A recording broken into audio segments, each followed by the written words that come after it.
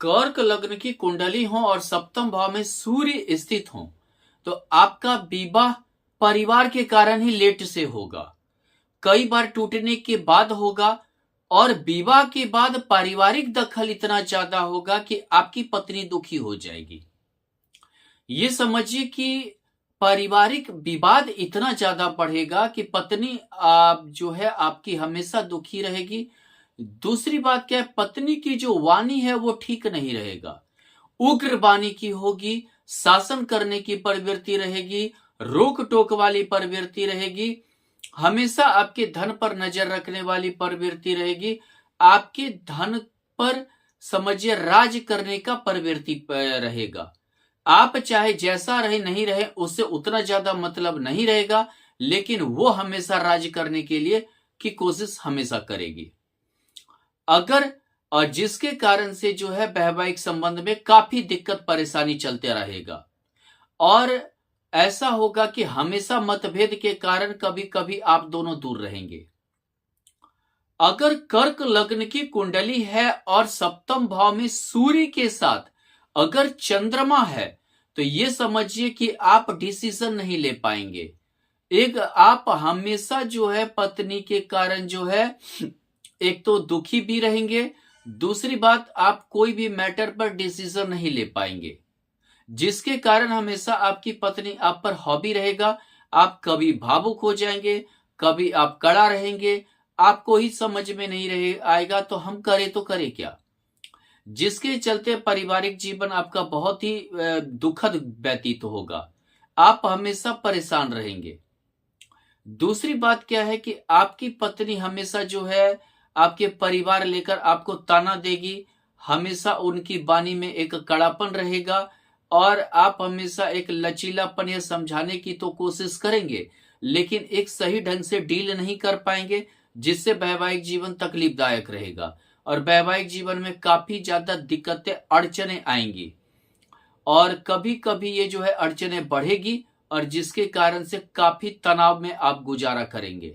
हालांकि आपको धन की भी कमी रहेगी, आप अपना कमाया हुआ संपत्ति का भी भोग नहीं कर पाएंगे, आप अपना कमा कर भी परिवार को सुखी नहीं रख पाएंगे, न पत्नी आपकी सुखी रह पाएगी।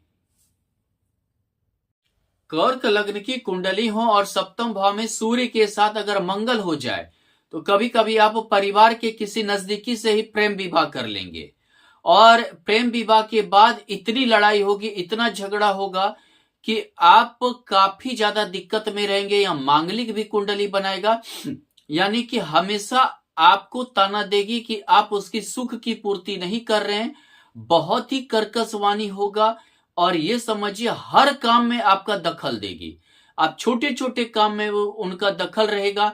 आप अगर दोस्त के बीच में है, परिवार के बीच में है, हमेशा ताना देना, हमेशा जो है आपको दुखी करना, हमेशा अपने वाणी से कष्ट पहुंचाना और जो है आपको अपने अंदर अपने कंट्रोल में रखने की कोशिश करना, इस कारण से जो है आपका वैवाहिक जीवन टूट जाएगा।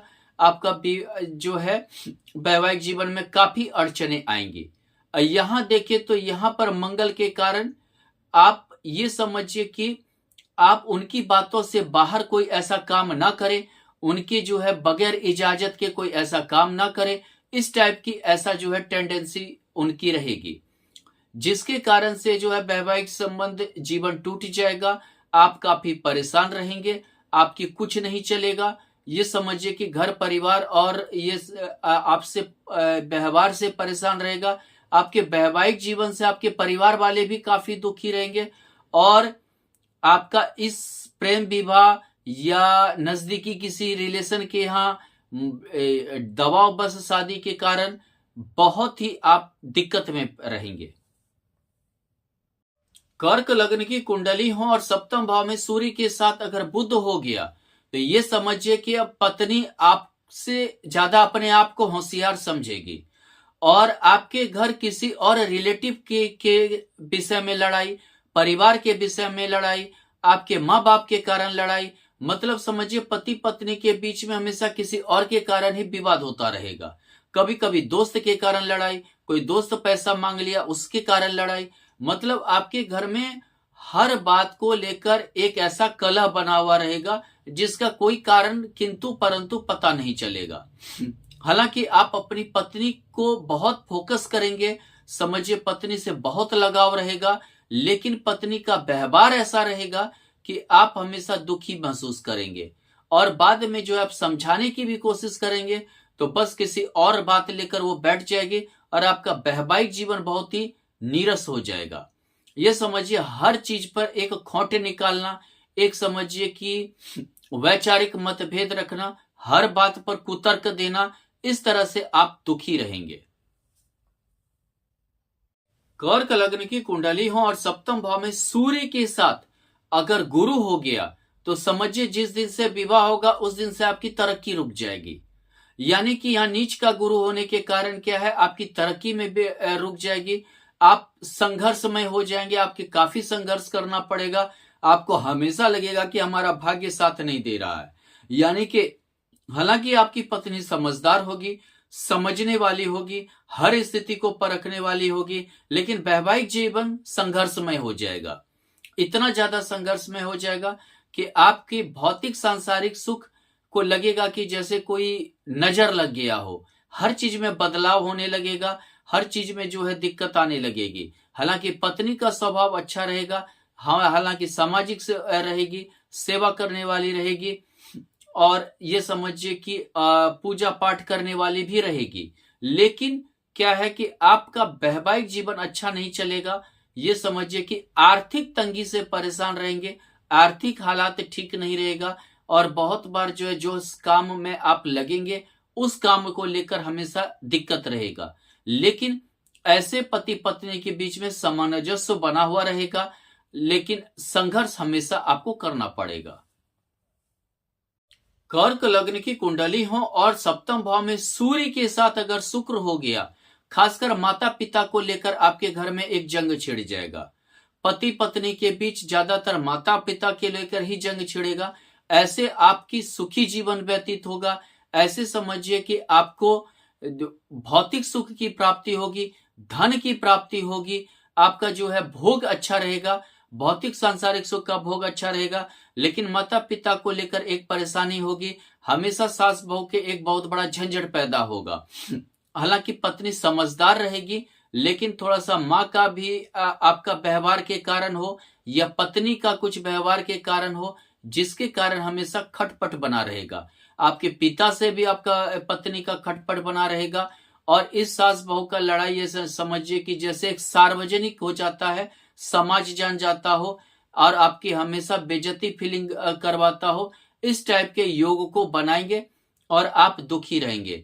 हालांकि आपकी पत्नी समझिए कि अट्रैक्टिव रहेगी, देखने में अच्छी रहेगी और ये समझिए कि कुछ ना कुछ उसके अंदर एक कला रहेगा, कला से वो लाभ भी कमाने की कोशिश करेगी, लेकिन जो है आपके पारिवारिक कला के कारण दिक्कत में आप रहेंगे।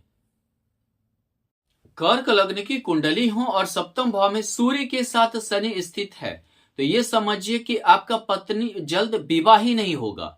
अब विवाह संभव जल्दी नहीं होगा। अगर उम्र पर या समझिए काफी कठिनाई के विवाह बाद विवाह हो भी गया तो ये समझिए कि आपके घर में बहुत बड़ा कला होगा, यानी कि द्वितीय ये सप्तमी दोनों मार्केस की वजह से पारिवारिक कला अलग होगा, खानदानिक प्रॉपर्टी को लेकर अलग होगा, वसीयत को लेकर अलग होगा, यानी समझिए कुछ जमा पैसा लेकर एक अलग कला में स्थित होगा। यानी आपकी पत्नी आपके भी बस में नहीं रहेगी, उनका हर तरह से वाणी से लेकर हर कुछ कर्कश रहेगा, देखने में भी वैसा कोई अच्छी नहीं रहेगी और ये समझिए कि वो हमेशा मायके से ज्यादा संपर्क में रहेगी और आपके ससुराल यानी कि उनका मायके के कारण आपके घर में एक कलह छिड़ा हुआ रहेगा। ये समझिए कि अगर आप अपने ससुराल के पक्ष की ओर गए तो आपकी बर्बादी भी निश्चित हो जाएगी, यानी आपका बर्बादी आपके ससुराल के कारण ही लिखा हुआ रहेगा।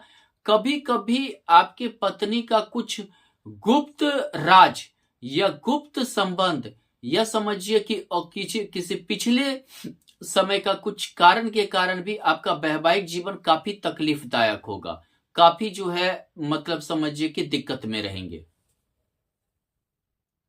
कर्क लग्न की कुंडली हो और सप्तम भाव में सूर्य के साथ अगर राहु स्थित हो गया, आप पत्नी के कारण बदनाम होंगे। पूरे समाज में, दोस्त में, परिवार में पत्नी के कारण बदनाम होंगे। आपका पत्नी शकी होगी, आपका पत्नी शक करने वाली, विश्वास आप पे नहीं करने वाली होगी। हमेशा कलह का वातावरण रहेगा, हमेशा आपको बेइज्जत करती रहेगी, बदनाम करती रहेगी, झूठ बोलते रहेगी, आपका हमेशा शिकायत करती रहेगी, जिसके कारण आप कितना भी अच्छा काम कर ले हमेशा वो शिकायत की प्रवृत्ति रखेगी और आप हमेशा बदनाम रहेंगे और दिक्कत में रहेंगे।